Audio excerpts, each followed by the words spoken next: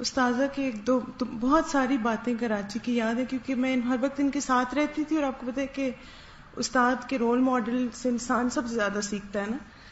ہوا یہ کہ ہماری کلاس ختم ہوئی، جو پہلے سال ہم کراچی گئے تو بہت زیادہ آپ کو پتہ ہے اپوزیشن بھی تھی، لوگ نیگیٹو باتیں کرتے تھے.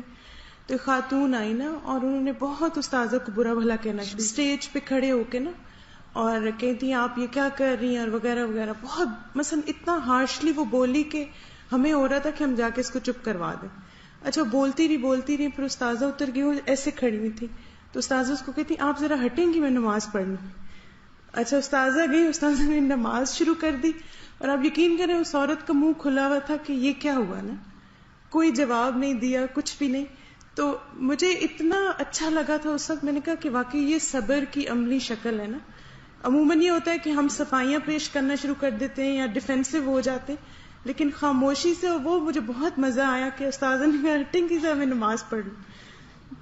کیونکہ قرآن میں یہ سکھایا گیا نا وَاسْتَعِینُوا بِالصَّبْرِ وَالصَّلَاةِ. اس طرح میں کلاس لے رہی تھی تو مجھے کسی نے کلاس کے بعد اٹھی، تو ایک ہماری بہن ہے کراچی میں ہی ہوتی ہیں، آئی کہ تو ان کی آنکھوں میں آنسو، کہتے آپ کے بیٹے کو چوٹ لگی اور اسے ہاسپٹل لے کے گئے ہیں. تو میں کچھ کر رہی تھی یا کوئی میٹنگ کر رہی تھی کچھ، ان کا اچھا. تھوڑی دیر میں لمحے کے لیے رک کے میں نے دعا دل میں پڑھی، اور اس کے بعد میں نے اپنا کام شروع کر دیا. اور اپنے روٹین ٹائم پہ جب میں گھر کی، میں نے کہا اگر وہ ہاسپٹل جا چکا ہے تو میں کیا کر سکتی ہوں پیچھے جا کے، سوائے اس کے کہ میں جاؤں اور مجھے دیکھ کے رونا شروع کر دے. کیونکہ بچے ویسے بالکل صبر حوصلے میں ہوتے ہیں، لیکن جب مائیں نظر آتی ہیں تو وہ لیٹ جاتے ہیں اور وہ چیخنے چلانے لگتے ہیں. لیکن جب انہیں پتا ہو کہ اس قسم کی ان کو کوئی پیمپرنگ ہونی کوئی نہیں، تو وہ پھر اپنے آپ کو سنبھالے رکھتے. میں بچپن سے جب بچے چھوٹے ہوتے تھے، جب بچہ گرتا تھا تو میں ادھر دیکھنے لگتی تھی، خود اٹھنا سیکھے. ہم کب تک ان کو اٹھاتے رہیں گے، مشکل ہو جاتی ہے نا. تو بہرحال جب میں گھر گئی تو وہ ہاسپٹل سے آ چکا تھا، تو بھاگتا بھاگتا آ کے میرے ساتھ چمٹ گیا. وہ نشان آج تک ہے، اس کا کٹ لگا تھا کافی سارا. لیکن یہ ہے کہ تو زندگی میں خود پرسکون رہنا سیکھیں.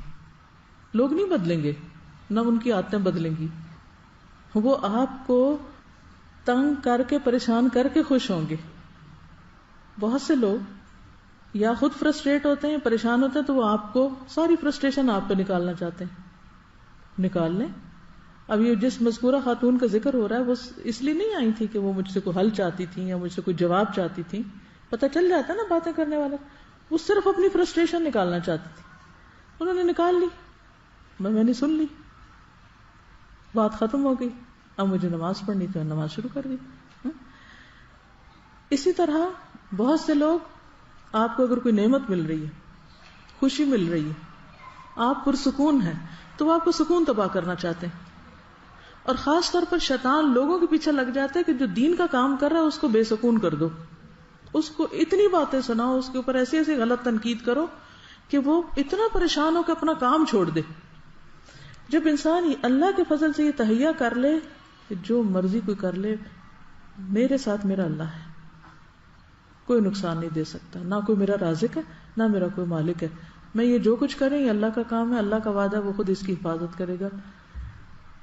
تو جب کبھی بہت زیادہ تنگ ہوتے ہیں نا حالات، تو میں کہتی ہوں اللہ تعالیٰ، عبد المطلب نے اپنے اونٹ لیے تھے، چلے گئے تھے اور کہا تھا یہ تیرا گھر ہے، تو خود سنبھال اس کو.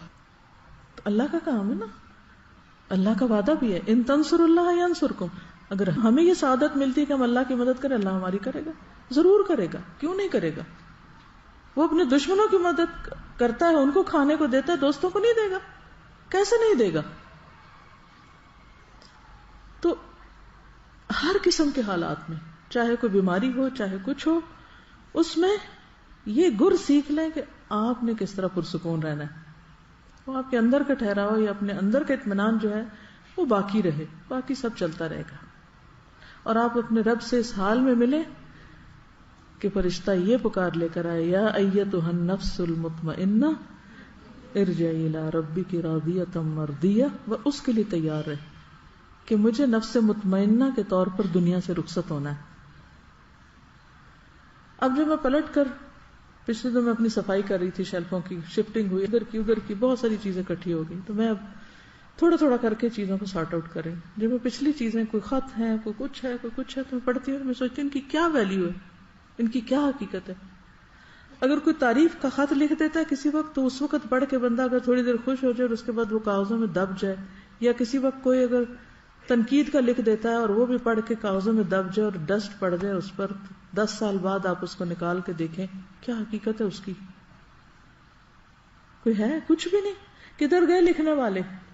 کہاں گئی باتیں؟ کچھ بھی نہیں. اصل فائدہ اس چیز کا جو آخرت میں فائدہ دے جائے. تو اس لیے پریشان ہونا چھوڑیے، اور جب یہ یقین آ جائے کہ تکلیف اللہ کی طرف سے ہے. قرآن پاک میں بھی آتا نا، ما اصاب من مصیبت الا باذن اللہ ومن یؤمن باللہ یہد قلبہ واللہ بکل شیء علیم. جو بھی مصیبت آئی ہے اللہ کے اذن سے آئی ہے، اس کے اذن کے بغیر آ ہی نہیں سکتی تھی. اچھا اللہ نے اجازت دے دی تجھے مجھ تک پہنچنے کی، تو وجہ ہے کوئی، ضرور کوئی اس کے پیچھے مقصد ہے. وہ سمجھنے کی کوشش کرو. اللہ میرے دل پہ حکمت القاء کر دے کہ مجھے سمجھا دے کہ یہ ہوا کیوں.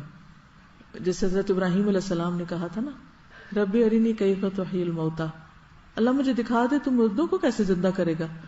قال اولم تؤمن، ابراہیم یقین نہیں؟ قال بلا، کیوں نہیں، بالکل ہے.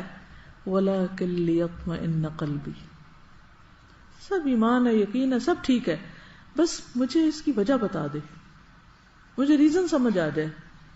لیطمئن قلبی، تاکہ میرا دل اطمینان میں آ جائے. تو یہ جو اطمینان ہے قلب ہے، اس کو ہاتھ سے نہ جانے دیں. تو اس آیت سے مراد کیا ہے کہ جب مصیبت آتی ہے تو انسان یقین کر لیتا ہے کہ مصیبت اللہ کی طرف سے آئی ہے، پھر اس پر اللہ سے راضی ہونے کا اظہار کرتا ہے کہ اللہ میں راضی ہوں، میں آپ سے ناراض نہیں ہوں. اس سے اللہ تعالیٰ بندے کو ایسا ایمان، ایسی ٹھنڈک دل کی نصیب کرتا ہے کہ اس کی لذت وہ ہر وقت اپنے دل میں محسوس کرتا ہے. اور آپ کو پتا ہے زبان کی لذت تو ہم خرید سکتے ہیں بازار سے، دل کی لذت نہیں خرید سکتے کہیں سے. یہ آتی ہے مشکلات پر صبر کر کے اللہ سے پر امید رہ کر. اور پھر اللہ کا وعدہ ہے ان اللہ مع الصابرین، جو صبر کرتا ہے اس کو اللہ کی مدد حاصل ہو جاتی، اللہ ان لوگوں کے ساتھ ہے. اور پھر واللہ یحب الصابرین، اللہ کو صبر کرنے والے پسند ہیں، اللہ ان سے محبت کرتا ہے. جب آپ صبر کرتے ہیں اللہ آپ سے محبت کرتا ہے. اس سے بڑی کوئی چیز چاہیے کہ اللہ آپ سے محبت کر رہا ہو؟ بہت بڑی نعمت ہے. اور پھر آخرت میں کیا ملے گا؟ انما یوفی الصابرون اجرہم بغیر حساب. یہ کیسے ہوتا ہے؟ نہ وہ ناپا جائے گا، نہ تولا جائے گا، نہ گنا جائے گا. بغیر حساب کیا ہوتا ہے؟ لکھ لیں 3 لفظ یاد رکھیے، نہ ناپا جائے گا، نہ تولا جائے گا، نہ گنا جائے گا.